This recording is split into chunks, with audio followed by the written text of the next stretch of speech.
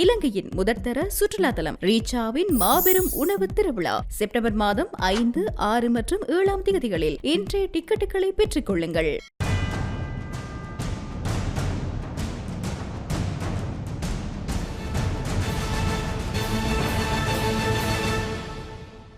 வணக்கம். இது ஐபிசி தமிழின் பத்திரிகை கண்ணோட்டம். இன்றைய தினமும் தமிழர் தாயகத்தில் இருந்து வெளியாக இருக்கக்கூடிய உதயன், வலம்புரி, யாழ்த்தினக்குரல் மற்றும் ஈழநாடு பத்திரிகைகளில் வெளியாக இருக்கக்கூடிய முன்பக்க செய்திகளை பார்க்க போகிறோம்.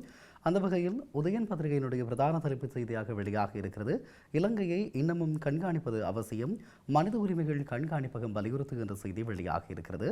இலங்கையில் மனித உரிமை மீறல்களுக்கு வழிவகுத்த இன அழிப்பு ரீதியான காரணிகள் இன்றும் தொடர்வதை ஐக்கிய நாடுகள் சபையின் சமீபத்திய மனித உரிமைகள் அறிக்கை சுட்டிக்காட்டியிருக்கிறது.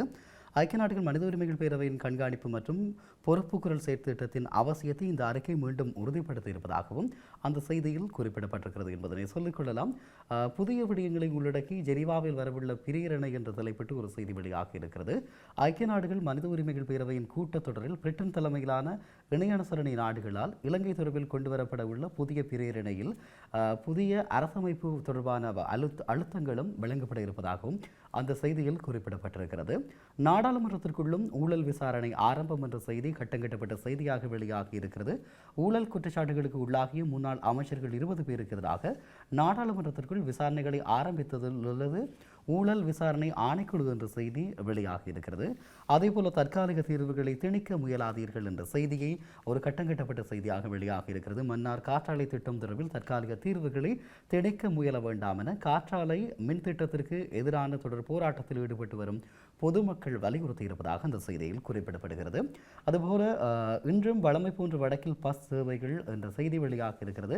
வடக்கு மாகாணத்தில் இலங்கை போக்குவரத்து சபை பஸ் சேவைகள் மற்றும் தனியார் பஸ் சேவைகள் வழமை போன்று நடைபெறும் என்று அறிவிக்கப்பட்டிருப்பதாக சொல்லப்பட்டிருக்கிறது. உள்ளூர் மற்றும் வெளி மாவட்டங்களுக்கான பஸ் சேவைகள் எந்தவிதமான தடங்களும் இல்லாமல் இடம்பெறும் என்று சொல்லி அந்த செய்தியில் குறிப்பிடப்பட்டிருக்கிறது. அதேபோல பல்கலைக்கழக மாணவர் ஒன்றியமும் கர்த்தாலை ஆதரிக்க மறுப்பு தன்னிச்சையான செயற்பாடு என்று குற்றச்சாட்டு என்ற செய்தி வெளியாக இருக்கிறது. யாழ்ப்பாண பல்கலைக்கழக மாணவர் ஒன்றியம், நெல்லியடி வர்த்தக சமூகம் என்பன இன்று அறிவிக்கப்பட்டிருக்கக்கூடிய ஹர்த்தால் போராட்டத்திற்கு ஆதரவு வழங்க மறுத்திருப்பதாக அந்த செய்தியில் குறிப்பிடப்படுகிறது. இது தொடர்பாக யாழ்ப்பாண பல்கலைக்கழக மாணவர் ஒன்றியம் விடுத்திருக்கக்கூடிய அறிக்கையில் தெரிவிக்கப்படுவதாவது, தனியொரு அரசியல் கட்சியின் கர்த்தால் அழைப்புக்கு பல்கலைக்கழக மாணவர் ஒன்றியம் ஆதரவு வழங்காது என்று சொல்லி அவர்கள் குறிப்பிட்டிருப்பதாக அந்த செய்தியில் குறிப்பிடப்பட்டிருக்கிறது. அதேபோல கட்டங்கட்டப்பட்ட செய்தியாக புகைப்படத்துடன் வெளியாகி இருக்கிறது. ஓமந்தையில் கோர விபத்து, 2 பலி, பலர் காயம் என்ற செய்தி வெளியாகி இருக்கிறது. ஓமந்தை A9 வீதியில் நேற்றிரவு நடந்த விபத்தில் பெண் உட்பட 20 உயிரிழந்திருப்பதாகவும் 13 பேர் படுகாயமடைந்த நிலையில் வவுனியா மருத்துவமனையில் அனுமதிக்கப்பட்டிருப்பதாகவும் அந்த செய்தியில் குறிப்பிடப்பட்டிருக்கிறது என்பதனை சொல்லிக்கொள்ளலாம். போலீஸ் விசாரணைக்கு இராணுவம் ஒத்துழைக்கும் இராணுவ பேச்சாளர் தெரிவிப்பு என்ற செய்தி வெளியாகி இருக்கிறது. முத்தேன்கட்டு சம்பவம் தொடர்பில் போலீசாரால் முன்னெடுக்கப்படும் விசாரணைகளுக்கு இராணுவம் முழு ஒத்துழைப்பு வழங்கும் என இராணுவ பேச்சாளர் பிரிகேடியர் பருண கமகே தெரிவித்திருப்பதாக அந்த செய்தியில் வெளியாகி இருக்கிறது. அரசு தகவல் திணைக்களத்தில் நேற்று நடைபெற்ற விசேட ஊடக சந்திப்பிலேயே அவர் இந்த விடயத்தை தெரிவித்திருப்பதாக சொல்லப்படுகிறது. அதே நேரம் முத்தையன்கட்டு விவகாரம் அத்துமீறியோருடன் தொடர்பா, அதனாலேயே சிப்பாய்கள் கைது, அரசாங்கம் போலீஸ் விளக்கம் என்ற செய்தி வெளியாகி இருக்கிறது. அதாவது முத்தையன்கட்டு இராணுவ முகாமில் இருந்த ஒருவர் அல்லது சிலருடன் அத்துமீறி நுழைந்தவர்களுக்கு தொடர்பு இருக்கலாம் என்ற குற்றச்சாட்டின் அடிப்படையிலேயே கைது இடம்பெற்றிருப்பதாக சொல்லப்பட்டிருக்கிறது. ஆக அந்த கொலை சம்பவம் தொடர்பாக காவல்துறையினர் கைது செய்யவில்லை என்று சொல்லியும் அங்கு அத்துமீறி நுழைந்ததாக சொல்லப்படுகின்ற அல்லது கொல்லப்பட்ட இளைஞரோடு தொடர்புடையவர்கள் என்ற அடிப்படையில் இருக்கக்கூடிய சிப்பாய்கள் தான் கைது செய்யப்பட்டிருப்பதாக போலீசார் விளக்கம் அளித்திருப்பதாக அந்த செய்தியில் சொல்லப்படுகிறது. அதேபோல 3ஆம் தவணைக்காக பாடசாலைகள் இன்று ஆரம்பம் என்ற செய்தி வெளியாக இருக்கிறது. பாடசாலைகளின் 3ஆம் தவணை கல்வி நடவடிக்கைகள் இன்று ஆரம்பமாவதாக சொல்லப்பட்டிருக்கிறது. அரசு மற்றும் அரசு அனுமதி பெற்ற பாடசாலைகளின் 2025ஆம் ஆண்டின் 2வது பாடசாலை தவணைகள் நிறைவுற்று விடுமுறை என்றதாக இப்போது மீண்டும் 3ஆம் தவணை பரீட்சைக்கான அந்த காலப்பகுதிக்கான பாடசாலைகள் ஆரம்பிக்கப்பட்டிருப்பதாக சொல்லப்பட்டிருக்கிறது. அதேபோல பயங்கரவாத தடை சட்டத்தை நீக்குவதே அரசின் எதிர்பார்ப்பு, அமைச்சர் பிமல் ரத்நாயக்க தெரிவிப்பு என்ற செய்தி வெளியாகி இருக்கிறது. பயங்கரவாத தடை சட்டத்தை நீக்க வேண்டும் என்பதே எமது நிலைப்பாடு, அந்த சட்டத்தை மாற்றுவதற்கு எதிர்பார்த்துள்ளோம் என்று சொல்லி அமைச்சர் பிமல் ரத்நாயக தெரிவித்திருப்பதாக சொல்லப்படுகிறது. கிளிநொச்சியில் வைத்து இந்த விடயத்தை அவர் குறிப்பிட்டிருப்பதாக இந்த செய்தியில் குறிப்பிடப்பட்டிருக்கிறது. வீடு புகுந்து திருட்டு, 2 கைது என்ற செய்தி வெளியாகி இருக்கிறது. யாழ்ப்பாணம் சாவகச்சேரி போலீஸ் பிரிவுக்குட்பட்ட சங்கத்தானை மடத்தடியில் உள்ள வீடொன்றில் நடந்த திருட்டுச் சம்பவம் தொடர்பிலே சந்தேக நபர் 2 கைது செய்யப்பட்டிருப்பதாக இந்த செய்தியில் குறிப்பிடப்பட்டிருக்கிறது. இவைதான் உதயன் பத்திரிகையினுடைய இன்றைய முன்பக்க செய்திகளாக காணப்படுகிறது. தொடர்ந்து நாங்கள் வலமுறை பத்திரிகையில் வெளியாகி இருக்கக்கூடிய செய்திகளை பார்க்கலாம். பிரதான தலைப்புச் செய்தியாக வெளியாகி இருக்கிறது.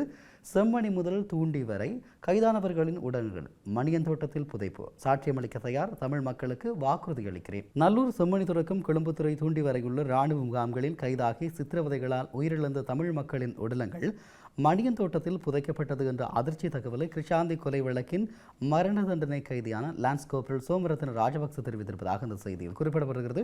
தொடர்பாக நாங்கள் விரிவான செய்திகளை பார்க்கலாம். குறிப்பாக அண்மையில் ஜனாதிபதிக்கு அனுப்பி வைக்கப்பட்டிருந்த கடிதத்தில் குறிப்பிடப்பட்டிருந்த விடயங்களுக்கு மேலதிகமாக செம்மணிக்கு அப்பால் பல முக்கிய ஆதாரங்களில் சாட்சியமளிக்க தயாராக இருக்கிறேன் என நான் ஒட்டுமொத்த தமிழ் மக்களுக்கு வாக்குறுதி அளிக்கிறேன் என்று சொல்லி அவர் அறிவித்திருப்பதாக சொல்லப்பட்டிருக்கிறது.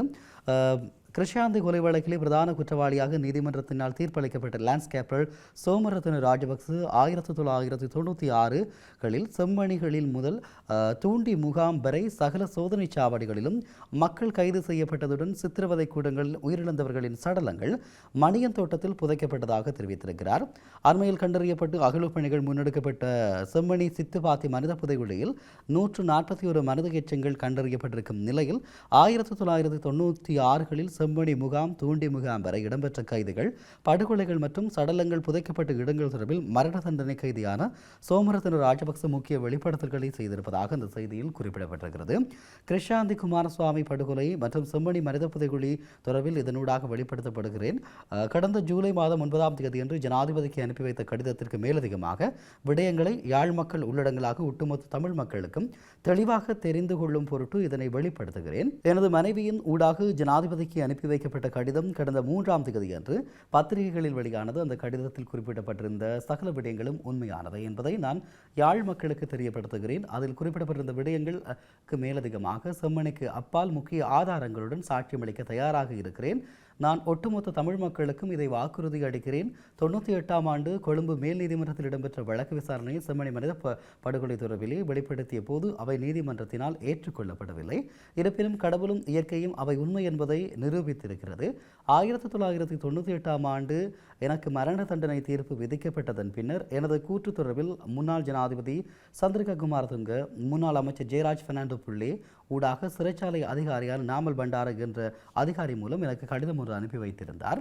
அந்த கடிதம் அமைச்சராலயம் எழுதப்பட்டிருந்தது. நான் மேல் நீதிமன்றத்தில் கூறிய விடயம் கோபத்தில் கூறப்பட்டது எனவும் அதனை வாபஸ் பெற்றுக் கொள்ளுமாறு அந்த கடிதத்தில் குறிப்பிடப்பட்டிருந்தது. நான் அந்த கடிதத்தை வாசித்ததன் பின்னர் இலங்கை மனித உரிமைகள் ஆணைக்குழுவிடம் அதனை கையளிப்பதற்குரிய நடவடிக்கைகளை மேற்கொண்ட போது அந்த அதிகாரி கடிதத்தை வாசித்துவிட்டு திருப்பி தாருங்கள் என்றார்.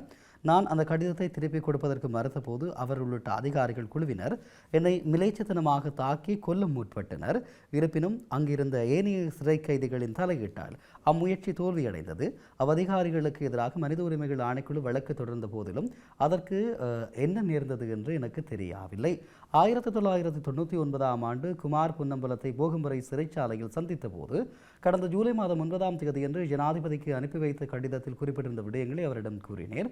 அப்போது அவர் என்னிடம் பயப்படாமல் இருங்கள், ஐக்கிய நாடுகள் சபைக்கு சென்று உங்களை விடுவித்து செம்மணி வழக்கின் சாட்சியாளராக மாற்றுகிறேன் என்று குறிப்பிட்டிருந்தார். 1999ஆம் ஆண்டு இந்த செம்மணி மனித புதைகுழியை காண்பிப்பதற்காக சென்றபோது எனது சார்பில் முன்னிலையாவதற்காக யாழ்ப்பாணத்திற்கு வருகை தருவதற்கு குமார் பொன்னம்பலம் விமான வசதி வழங்கப்படவில்லை. அதன் பின்னர் அவர் திடீரென படுகொலை செய்யப்பட்டார். அவரது மறைவை அடுத்து அப்போதைய ஜனாதிபதி சந்திரிகா குமாரதுங்கவினால் அனுப்பி வைக்கப்பட்ட இரங்கல் செய்தியில் குமார் பொன்னம்பலம் படுகொலை செய்யப்பட்ட தினத்திற்கு முன்னைய தினத்திற்குரிய திகதியை இடப்பட்டிருந்தது.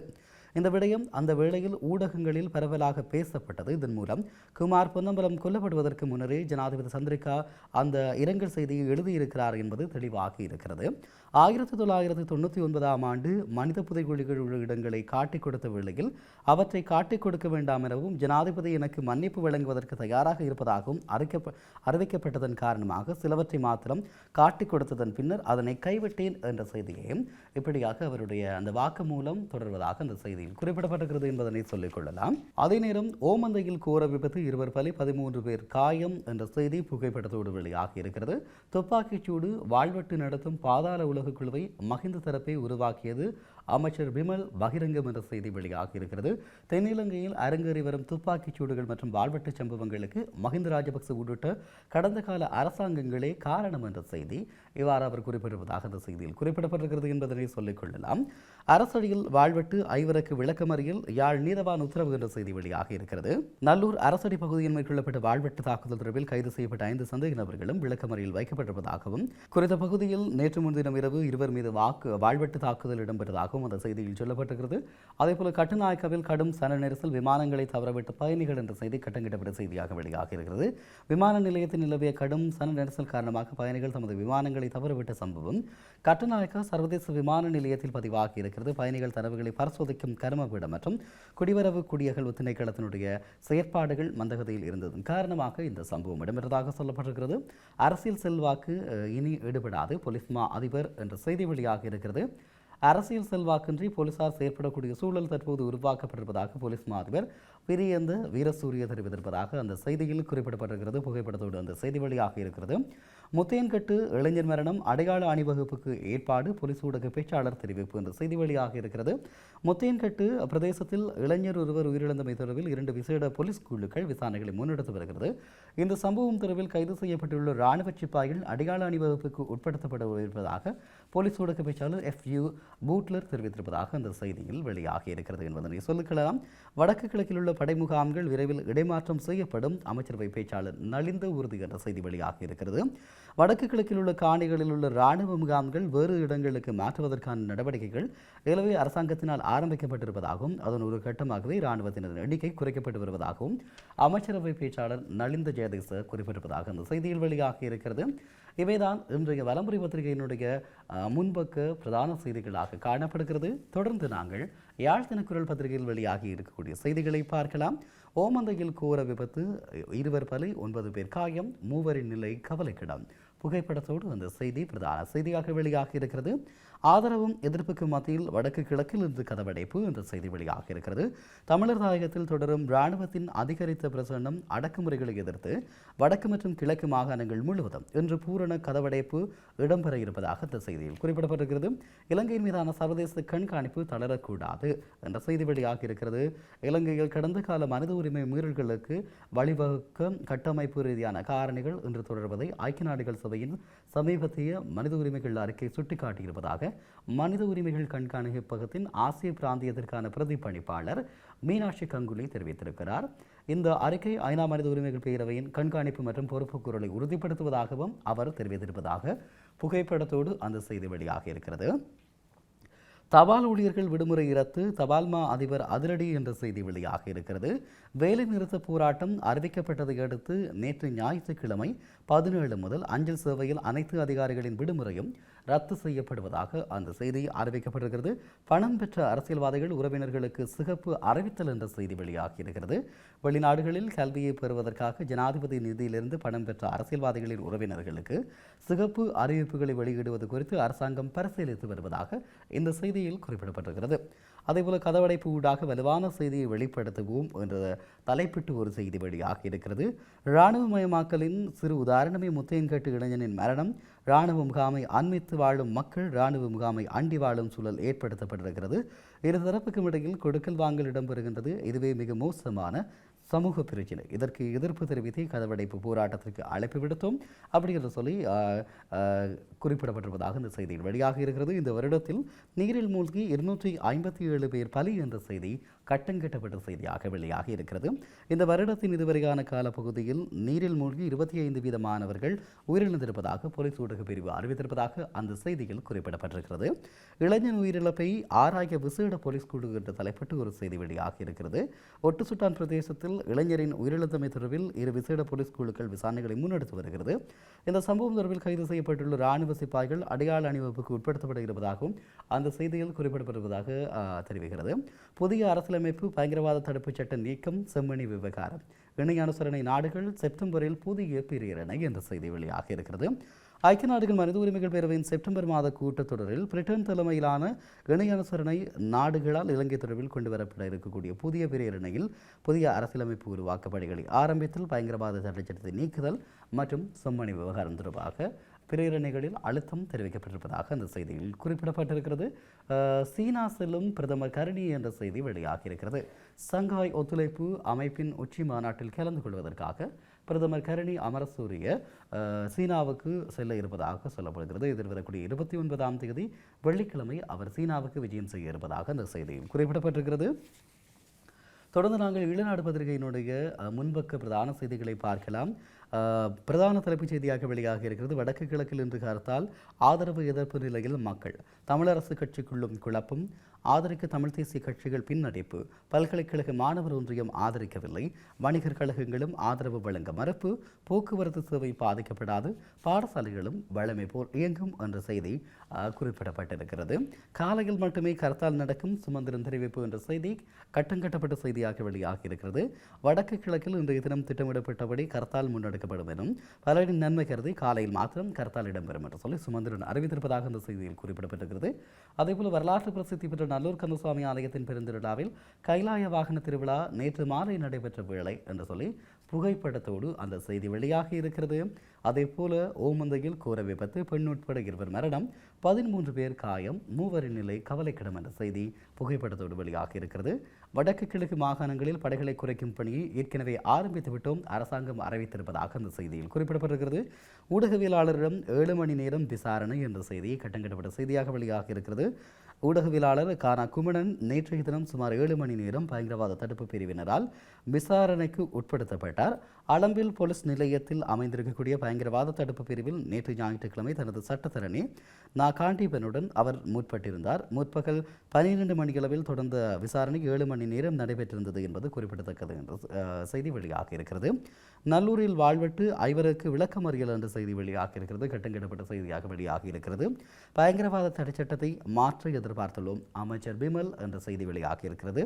கல்வி அமைச்சின் 139 வாகனங்களை காணவில்லை என்ற செய்தி வெளியாக இருக்கிறது. கல்வி அமைச்சிலிருந்து 100க்கும் மேற்பட்ட வாகனங்கள் காணாமல் போயிருப்பதாக தகவல் வெளியாக இருப்பதாக சொல்லப்படுகிறது. இவைதான் இன்றைய ஈழநாடு பத்திரிகையினுடைய முன்பக்க செய்திகளாக காணப்படுகிறது. இன்றைய நாளும் தமிழர் தாயகத்திலிருந்து வெளியாக இருக்கக்கூடிய உதயன், வலம்புரி, யாழ் தினக்குரல் மற்றும் ஈழநாடு பத்திரிகைகளினுடைய முன்பக்க பிரதான செய்திகளை பார்த்திருக்கிறோம். வணக்கம்.